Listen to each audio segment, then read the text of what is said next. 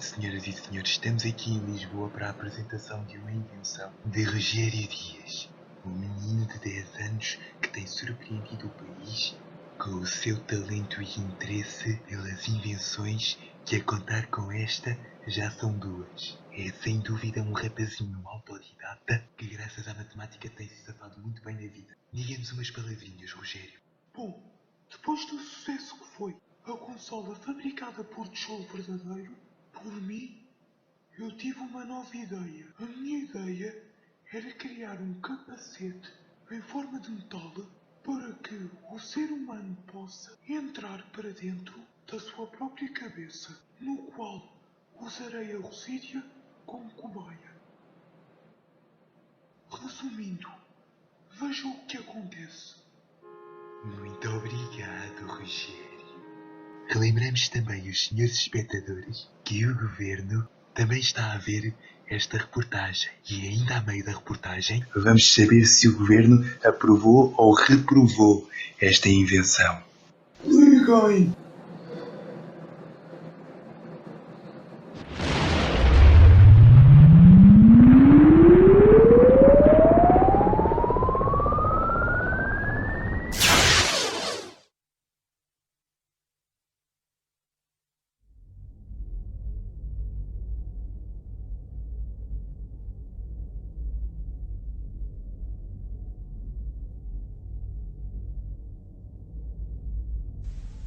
Onde é que eu estou?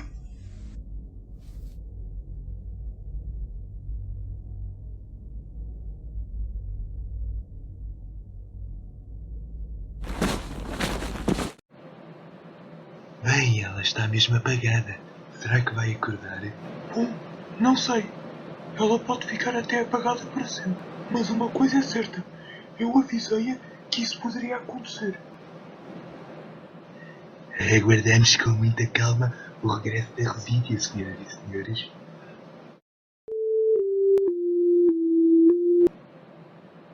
Bem, ela está mesmo apagada. Será que vai acordar? Bom, não sei. Ela pode ficar até apagada para sempre. Mas uma coisa é certa. Eu avisei-a que isso poderia acontecer. Aguardamos com muita calma o regresso da Rosídia, senhoras e senhores.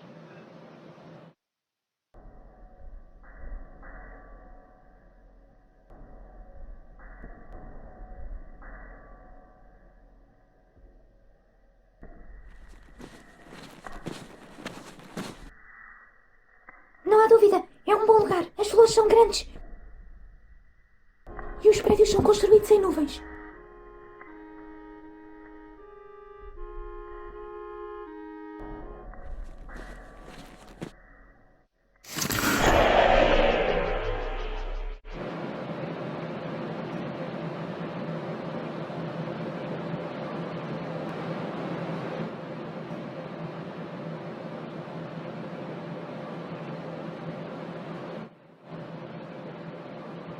Acordou.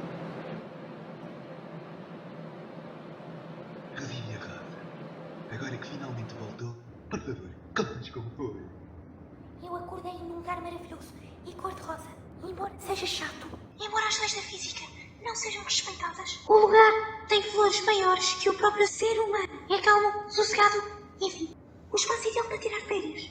Pode sair dele através de uma luz pisca-pisca cujas cores são branco e cor-de-rosa.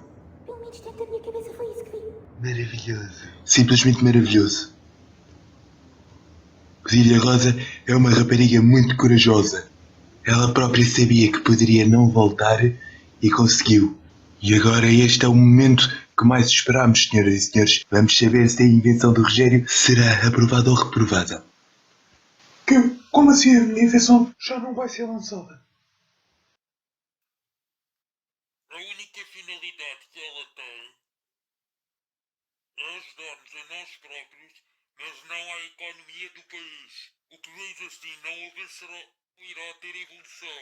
As pessoas vão parar de trabalhar e de estudar. E nada disso é coisa que se aproveite. Por isso, agarre nessa invenção e deita para o lixo. Quase me esquecia. Sabia que faltava algo. Os pedreiros não estão a conseguir continuar as obras das casas por causa da falta de tijolos. Portanto, vamos também ter que banir esse produto do mercado. Lamento, mas a sua carreira como inventor parece que chegou ao fim. Rápido, não foi?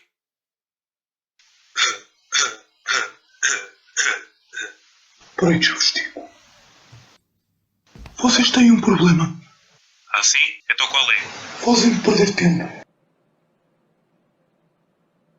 Senhoras e senhores, meninos e meninas, notícia da última hora. Afinal, a invenção de Rogério não vai ser lançada e ainda vão retirar a anterior do mercado. Portanto, a carreira de Rogério Dias como inventor chegou ao fim. E agora, senhoras e senhores, desde já vos despeço. A Rosília, graças a Deus, está bem e tudo está bem quando acaba bem. Muito obrigado, mais uma vez muito obrigado por estarem na nossa companhia e do nosso lado. E adeus, pessoal, adeus!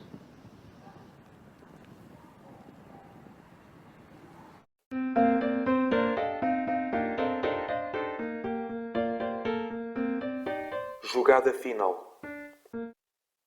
Em 1985, aos seus 14 anos de idade, Rupert aproveitou a ocasião de que estava numa festa obrigatória de passagem de ano escolar. E sim, estranho ser obrigatório numa festa. Para fugir sorrateiramente da escola, para seguir a sua tia. Para finalmente ele descobrir onde é que ela ia todas as noites enquanto ele estava a dormir. Deste modo, quando chegou à rua de sua casa, ele escondeu-se dentro de um caixote do lixo e aguardou até a sua tia sair de casa.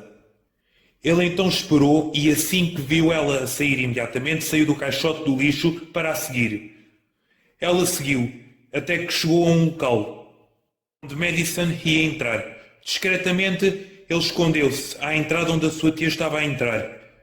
Alguns minutos depois, o Rupert entrou. Ele entrou e descobriu que era uma sala que continha uma organização mafiosa. E imediatamente a sua tia viu. E Rupert chamou-a? Para lhe apresentar da máfia, dizendo que era o seu sonho. E caso não o fizesse, chamaria a polícia para prender a Madison e toda a gente que estava ali dentro. Deste modo, Madison não tinha escolha a não ser ceder à chantagem do miúdo.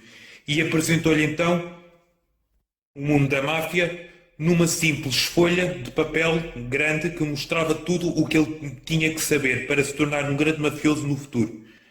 E quando chegou a meia-noite, ela e o Rupert celebraram a passagem de ano e a entrada para o ano novo. Juntos, após a meia-noite. Para Rupert, foi até muito melhor do que passar o fim de ano na escola com os seus colegas. Ele odiava-os. E quando Rupert Plank cresceu, tornou-se num grande e poderoso polícia. E com os conhecimentos que ele tinha adquirido sobre a máfia, ele prendeu toda a gente desse setor, desse mercado negro, e a Itália tornou-se num lugar sossegado, calmo e alegre. Alguém pode dizer como é que se diz adeus em italiano? Não há ninguém?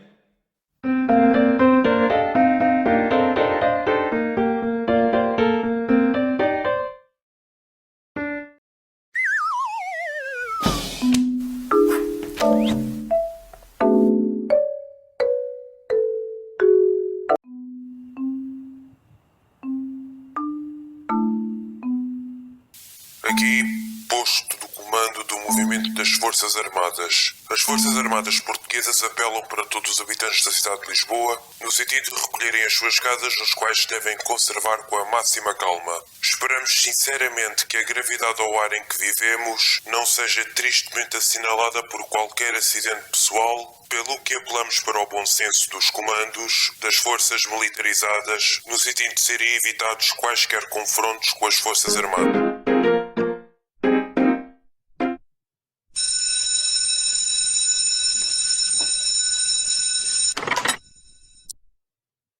Bom dia, alunos. Hoje é dia 25 de abril de 1974, quinta-feira. Heróis do mar, nobre povo, casal valente e imortal, levantei hoje de novo o esplendor de Portugal. Entre as brumas da memória, para nascente a nós, os seus igrejas da nós. e ao caminhar da vitória, as armas, sobre a terra e sobre o mar. As armas, pela pátria lutar, contra os canhões marchar, marchar.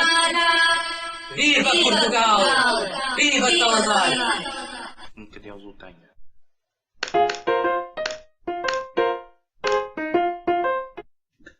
Trabalhos de casa. Muito bem, quem fez os trabalhos de casa que mandei fazer este fim de semana é a favor de colocar os cadernos em cima da secretária para eu corrigir. Quem não fez vai para o corredor de castigo. Entenderam?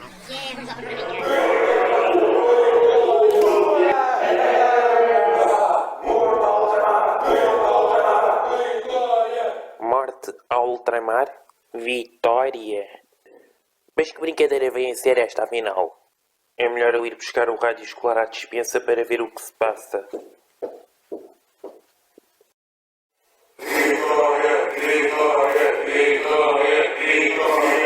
Passaram-se 4 anos desde que António de Oliveira Salazar faleceu.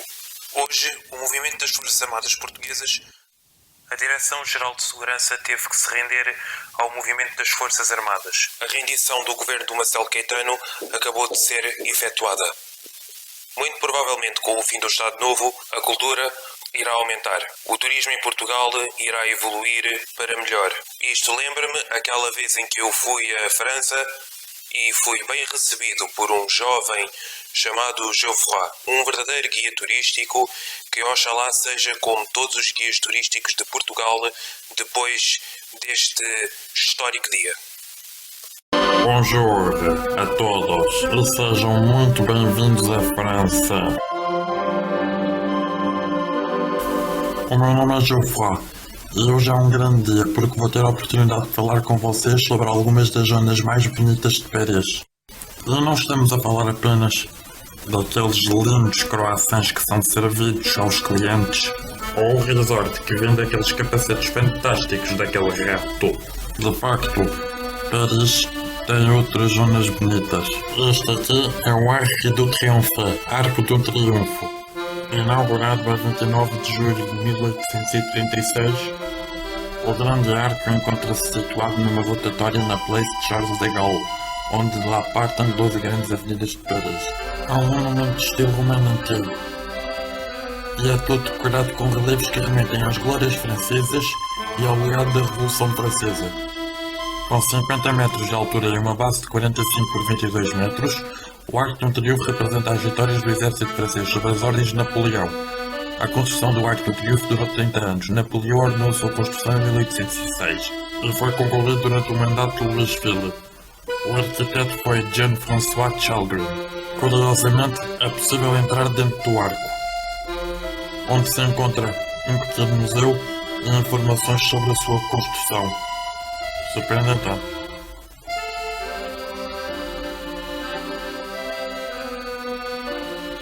Esta aqui é a estátua de Bernard de Saint-Pierre, um escritor francês. Nascido em 1737 e falecido em 1814, este simpático escritor escreveu livros como Paul and Virginie, Le Chaumière Indigné ou Le Café des Sourates. Aventureiro e inquieto, sempre foi uma pessoa honesta e sempre disposto a tentar coisas novas, e nem sempre muitas lhe correram bem na vida, tendo havido até uma altura da sua vida em que estava cheio de dívidas. Mas felizmente que ele, como escritor, obtém grande sucesso. A Prudence de la Nature é a obra que torna este simpático homem reconhecido no mundo da escrita, e ele bem mereceu.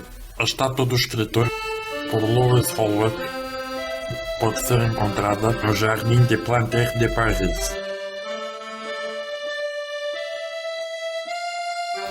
Aqui temos o exterior do Museu do Louvre, onde poderão ser encontradas mais de 300 mil obras anteriores a 1948 e que são expostas aproximadamente 35 mil, entre elas a Mona Lisa, que é uma das razões que fazem os turistas visitar este museu. No exterior à entrada pode ser encontrada a pirâmide de Louvre, que é construída por vidro e metal.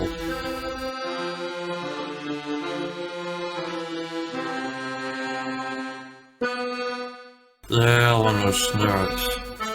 A menina dos meus olhos, mas também dos de toda a gente. A Torre Eiffel. A Torre Eiffel é um monumento construído basicamente com ferro e aço. Ela tinha sido construída inicialmente como um evento de exposição universal realizado. Esse evento foi realizado em 1889. A construção foi projetada pelo engenheiro francês Gustave Eiffel. Anualmente são muitos, mas é que muitos mesmo, os turistas que visitam esta torre. Ela possui incrivelmente 330 metros de altura. E é possível subir até lá acima, onde se vê Paris inteira. Apesar da sua construção ter durado 2 anos, 2 meses e 5 dias, Torre Eiffel é sem sombra de dúvida bonita, seja de dia ou de noite. Lindíssima sempre. Bom, agora que eu já vos apresentei algumas pérolas de Paris, está na hora de dizer adeus. Foi um prazer estar convosco. Adoro-vos. Au revoir, amigos. Sim, foi de facto uma experiência incrível. E agora vamos falar sobre o teu... Muito bem. O que é que pensas que estás aqui a fazer? Já é de noite. É para todos recolherem essas casas com as quais devem se bater com máxima calma. Não ouviste o locutor de rádio? Para casa, já! Senhores espectadores, o movimento das Forças Armadas Portuguesas triunfou. Triunfou o povo, pois o Estado Novo acabou. Já não há Salazar, já não há Marcelo Caetano e acabou de renascer um novo Portugal. E a Guerra Colonial Portuguesa finalmente recebeu um ponto final para a sorte das famílias portuguesas. E podem ter a certeza de uma coisa: vocês também são vencedores. Vitória do movimento das Forças Armadas, sim. Vitória de Portugal, sim. Viva Portugal. Boa noite.